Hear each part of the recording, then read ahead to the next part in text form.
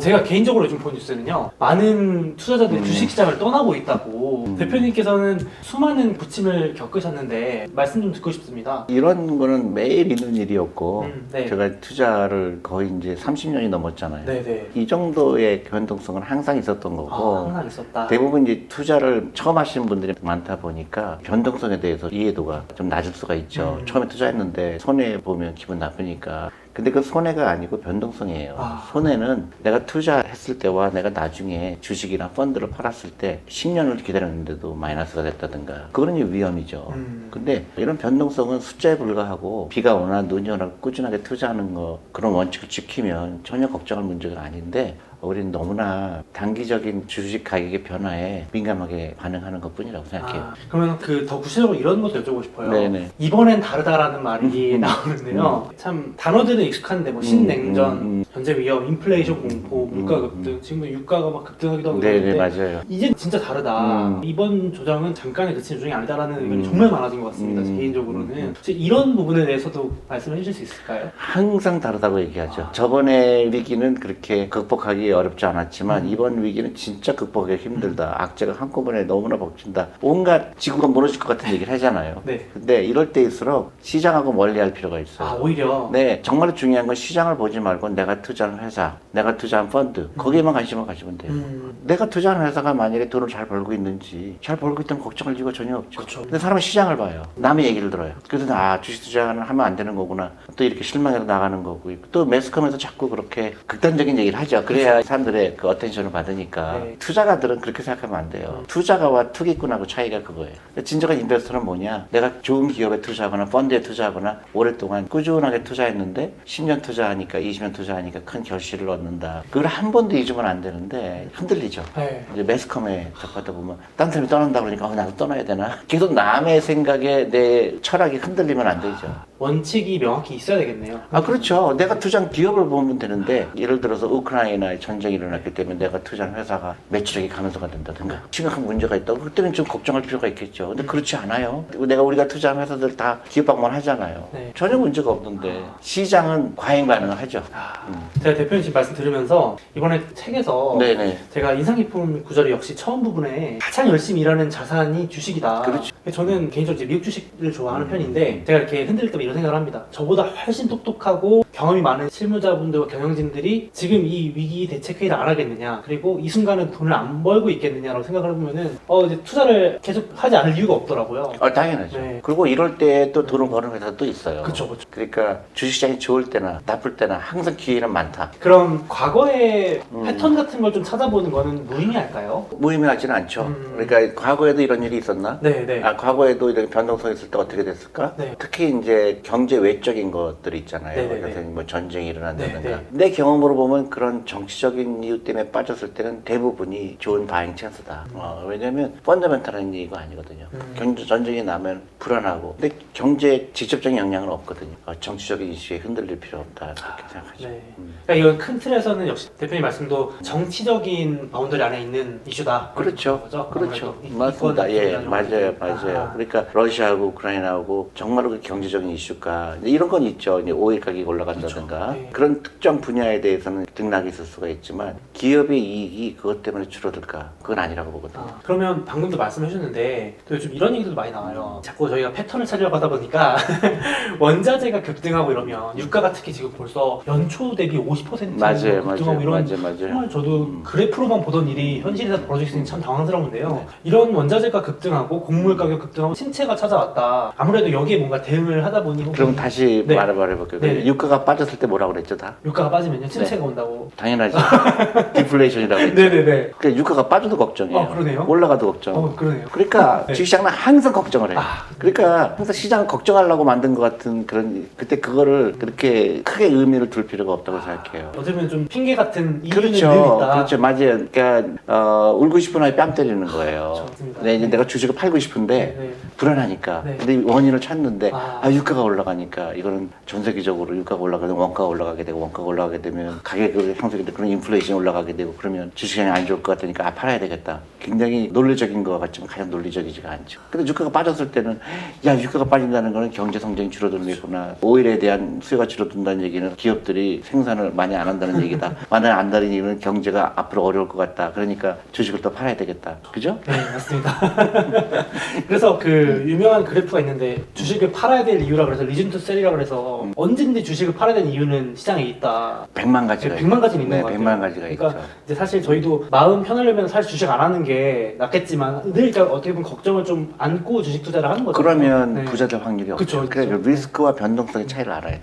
그게 제일 중요해요. 예, 변동성은 항상 있는 거예요. 내일 폭락할 수도 있고 내일 또 올라갈 수도 있고 그건 내가 맞출 수가 없어요. 네. 근데 위험은 내가 투자한 기업이 10년 후에도 계속 돈을 잘 벌 거냐 안 벌 거냐 그게 위험인 거예요. 근데 위험은 컨트롤이 가능하죠. 내가 기업 방문을 하잖아요. 연구를 하잖아요. 네. 그러니까 리서치라는 게 있는 거예요. 이 기업 돈을 잘 벌고 있구나. 잘 벌 것 같다 앞으로도. 그러면 그 위험은 컨트롤이 된 거죠. 변동성은 컨트롤이 안 되죠. 근데 사람들은 변동성을 맞추는 거를 투자라고 착각하죠. 근본으로 돌아가면 걱정할 일이 하나도 없는데도 사람이 원칙이 없기 때문에 내가 근본적인 주식에 투자하는 이유가 불분명하기 때문에 흔들리는 거죠.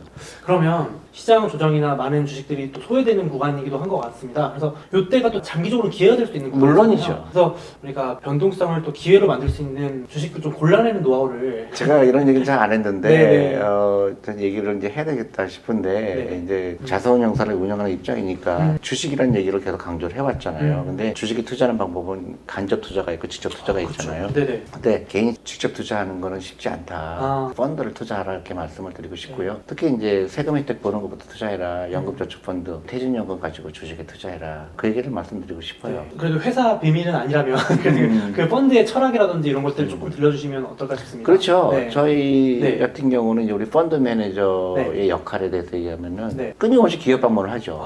기업하고 커뮤니케이션하고 그리고 시장은 거의 우리가 생각을 안 해요. 그러니까 예를 들어서 우리가 회의를 하잖아요. 네네. 펀드 매니저와 이렇게 회의를 할 때 우리는 주식 얘기를 하지 시장 얘기는 전혀 안 하거든요. 예를 들어서 시장이 오늘 어떻게 됐는데 전혀 관심이 없거든요. 정말요? 그럼요. 그래서 나는 오늘 어떤 기업을 방문했는데 어느 회사의 IR하고 통화를 했는데 이 기업이 어떻게 가고 있다. 이 회사가 어떻게 해서 마켓 쉐어를 늘리고 있고 굉장히 좋은 사인이다. 이런 얘기를 하지. 오늘 시장이 뭐 5% 빠졌는데요. 그 원인은 어떻게 전혀 얘기 안 하죠. 그걸 우리가 컨트롤할 수 있는 부분이 아니에요. 그러니까 우리 투자가들도 그 생각을 가져야 되는데 쉽지가 않죠. 그러니까 네. 저는 펀드를 투자해서 하는 게 좋겠다 생각을 하죠. 그러면은 펀드 매니저분들하고 회의할 때 이거 예를 들면은 매크로적인 이슈로 자금이 좀 빠져나간다. 소위 말하는 물이 빠져나가는 사이클이 있고 들어오는 사이클이 있잖아요. 저희가 맞출 수는 없지만 그렇죠. 그래도 그거에 의해서 좀 중장기적인 어떻게 보면 짧다고 할 수 있는 기간 동안 영향을 받을 수 있음에도 불구하고 솔직히 아니요, 우리는 이거예요. 그러니까 예를 들어서 우리가 60개 회사 투자돼 있잖아요, 네, 펀드가. 60개. 그러면 1,000억을 갖고 있다, 펀드가. 네. 그러면 고객이 돈을 달라고 그러면 그것만 우리가 똑같은 비율로 팔아서 드리는 거고 돈이 더 들어오면 더 사는 거고 우리 항상 투자가 돼 있죠. 시장을 보고 우리가 현금 비중을 좀 늘리자, 펀드 매니저가 줄이자. 그럼 당장 그 사람 잘려요.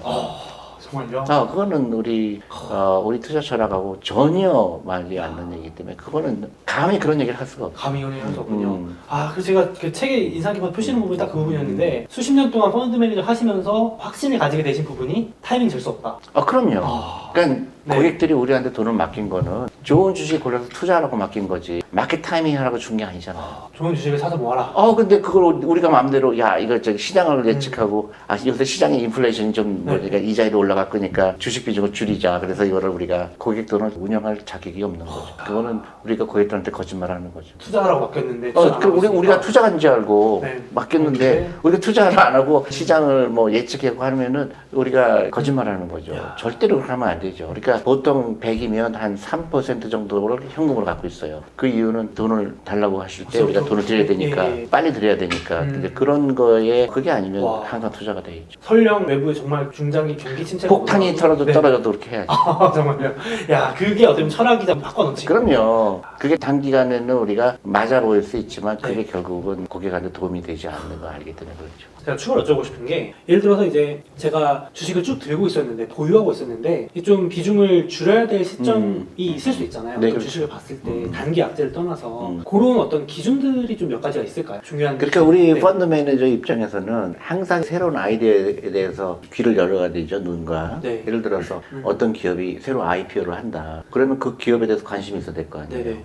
이거 괜찮은데? 그러면 이 IPO에 참가해야 되겠다. 그러면 돈이 필요하잖아요. 네네. 그럼 기존에 있는 펀드에서 어느 정도 빼야 되겠네요. 빼야 될 수밖에 네, 없잖아요. 네, 네. 그럴 때 돈이 필요하죠. 새로운 아이디어가 나왔을 때. 그러면 예를 들어서 어떤 새로운 IPO가 나왔을 때 거기에 참가하려고 일정 부분 과거에 투자했던 거 그런 이제 매각을 하는 수밖에 없죠. 그런 경우도 있고 어떤 경우는 굉장히 그동안 돈을 10년 동안 투자했더니 돈을 많이 벌었어요. 네, 네. 근데 앞으로는 이게 돈을 벌 것 같지가 않아요. 우리가 자동차 회사에 투자했는데 네. 전기자동차가 대여가 됐잖아요. 네네네. 그러면 전기자동차에 대해서 우리가 분석이 필요하죠. 기존 자동차 회사가 전기자동차를 정말로 잘 만들 수 있을까? 이제 새로운 패러다임이 생겼잖아요. 그거에 따라서 우리가 포트폴리오를 좀 정리해야 될 필요가 있겠죠. 전기자동차 쪽으로 옮긴다든가 아니면 전기자동차 부품으로 옮긴다든가. 그렇지만 과거에 엔진 만들 때 회사의 부품 회사는 우리가 언제 앞으로 쉽지 않겠다. 그전까지 돈을 많이 벌었지만 엔진에 납품하는 회사들은 좀 어려울 수 있겠다. 어려울 수 있다. 그런 것도 하나의 고려 대상이고요. 그 다음에 과거에 있지 않았던 플랫폼 비즈니스라는 게 있잖아요. 옛날에는 다 백화점 유통회사를 많이 했는데 지금은 그 회사보다도 진짜 돈을 많이 버는 데가 플랫폼이구나. 그쪽 플랫폼에 우리가 익스포저가 있어야 되겠다 하니까 투자되죠. 그 다음에 은행 같은 경우도 과거에는 은행이 단순했지만 지금은 새로운 기업들이 나와서 우리가 기존에 투자했던 은행과 새로 나오는 은행들하고 어떤 경쟁력이 있을까. 그랬을 때 우리가 판단에 따라서 기존의 은행들은 어느 정도 매각할 수밖에 없는 그런 거죠. 그렇다고 해서 우리가 단기적으로 투자하는 건 아니잖아요. 네. 이게 하루아침에 일어나는 게 아니잖아요. 그렇죠. 오버 더 이어스, 그러니까 시간이 지나면서 그런 하나하나의 과정이 가면서 포트폴리오가 조금씩 변하기 시작하는 거죠.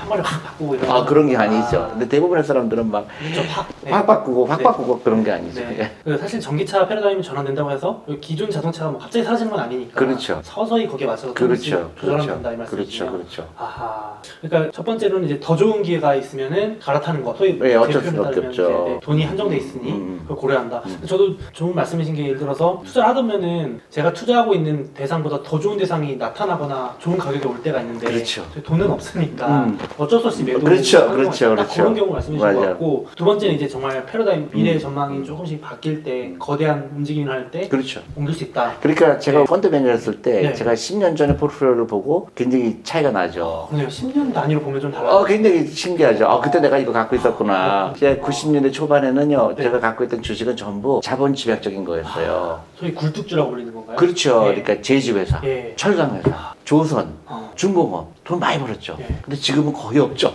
지금은 뭐 카카오, 게임회사. 네. 그게 대부분의 차이죠. 그러면 하루아침에 바꾼 게 아니에요. 네. 점점 이런 세상이 되겠다. 근데 이제 그게 새로운 IPO가 나오는 과정이거든요. 네. 그러니까 새로운 아이디어, 세상이 변하는 거에 대해서 내가 관심을 가지고 꾸준하게 거기에 포트폴리오가 옮겨가는 과정이죠. 그러면 그 부분에 대해서 어떻게 생각하세요? 이런 새로운 신산업이 나오면 항상 주식시장을 먼저 반응하는 것 같아요. 네네. 좀 과도하게 아까 네. 말씀하셨지만 예를 들어서 벌써 작년이 돼버렸는데 메타버스라는 개념이 메타버스. 나오면서 사실 기존에 있던 그냥 멀쩡한 기업도 갑자기 메타버스 테마가 붙으면서 막 급등하기도 하고 이러면서 저희가 헷갈리는 거는 이게 일시적인 유행인가 아니면 정말 이제 패러다임이 바뀌는 산업인가 이런 것도 좀 고민이 될 것 같긴 합니다. 그렇죠. 예. 근데 이제 저희가 네. 당연히 우리도 이제 메타버스에 대해서 관심을 갖죠. 네. 이게 뭔가. 그리고 이것 때문에 기업들이 정말 돈을 벌 수 있을까. 네. 근데 이제 메타버스 때문에 막 올라가는 주식들이 많았잖아요. 근데 저희는 결론을 내린 게 우리 펀드 매니저가 결정한 거지만은 이건 아니다. 아니다. 돈 버는 기업이 없다. 근데 시장은 막 난리가 나잖아요. 네네네. 이건 메타버스 수혜주다. 그래서 그 수혜주라는 회사를 보니까 메타버스하고 전혀 관계가 없는 거예요. 관계도 없는데 그냥 오르는 거고 스토리만 그렇죠. 예. 그러니까 이런 걸 조심해야 되겠죠. 그래서 우리는 메타버스에 대해서 관련된 주식은 좀 갖고 있지 않아요.